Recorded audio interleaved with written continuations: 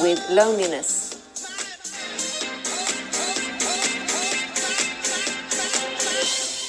Hi, I'm Dr. Audrey Tang from the Chrissy B Show, and this week's Psychology Matters segment is all about loneliness.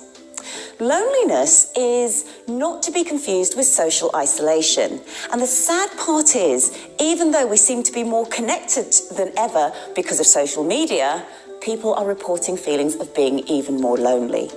Loneliness is a feeling of sadness in response to missing a specific person or a specific group. And that differs from social isolation just because we can feel terribly lonely even if we're in a crowded room. There are a number of reasons as to why we may feel so lonely. And it starts off really because now life is all about projects. We jump from one thing to another. Our projects only last maybe a couple of months, 2 years if we're lucky. And so parents find it very difficult to lay down roots. They might be moving their children every couple of years or so. And so we find it difficult to learn to make friends and to learn consistency. Also, in such a fast-paced world, we tend to respond very much like magpies. We flip from one thing to another.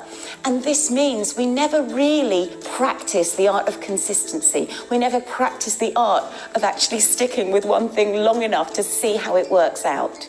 And then, because all of us are jumping from one place to another, and we feel we're connected because of things like social media, it is no wonder that we're feeling even more and more alone.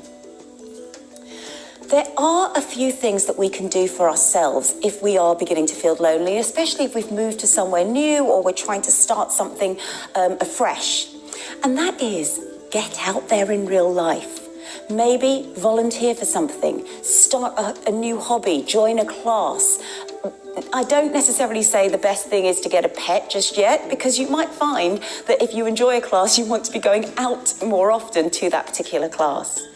But even with that advice, I would say, remember, you're also an adult. So it does mean if you don't like it, you don't have to carry on going. There is nothing worse than actually trying to fill the loneliness with things that are making us feel more and more exhausted and doing nothing for our actual need.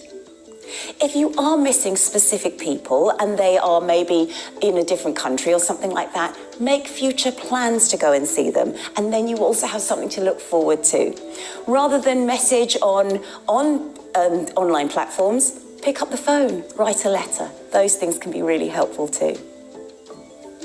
Another thing that's absolutely wonderful is to really start living something called your vitals. Now, this is something when it comes to realizing who we are, because if we spend a little bit of time on our own, we can start thinking about who we are really. And if we begin to live authentically, we start attracting people who share those particular values and share those particular thoughts and behaviors, and that will start to fulfill us. Now, our vitals include 6 different things. V stands for our values. What are they? Do you value consistency? Do you value loyalty? Really think about what it is that you actually value. I stands for interests. What do you like doing? There is no point trying to force yourself to do things that you really don't enjoy. So think about what you enjoyed in childhood and maybe try something related to that. T is for temperament. And temperament is particularly interesting because that relates to the type of environment we really thrive in. If we're very fast thinking and we enjoy a lot of different stimuli all at once, then we need to be in that sort of environment.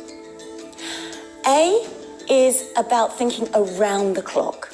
Now, what that means is, are you a morning person or an evening person? Do you function better as a night owl? Do you function better if you're an early bird? Then start doing things at those times around the clock, because you'll also see other people, if you're out for a jog in the morning, who also like jogging in the morning, and you have that in common. L is your life goals and what is meaningful to you. If you think about the things you've achieved and what's meaningful, you might be able to get that focus on the areas you would like to concentrate on. And S is finally your strengths. What do you see as wonderful about yourself and what do other people see? If you can start living your vitals every day, you'll find that it attracts people who also share those same values. Loneliness is one of those things which we can work from, and we can't force connections, but what we can do is take those first steps in order to hope they will flourish.